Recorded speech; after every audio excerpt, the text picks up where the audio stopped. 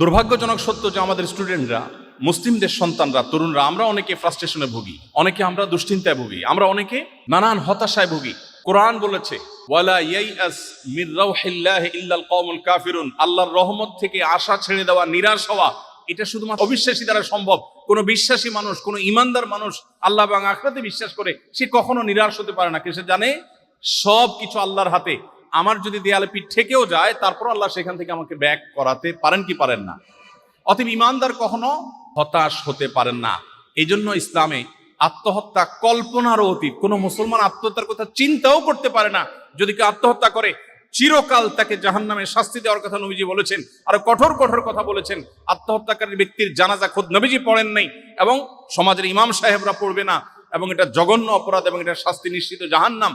আরো কঠোর বার্তা নবীজি বলেছেন। কারণ মুসলমান কখনো আত্মহত্যা করতে পারে না, কারণ আত্মহত্যা ডিপ্রেশন থেকে আসে, এটা মুসলমান দ্বারা হতে পারে না।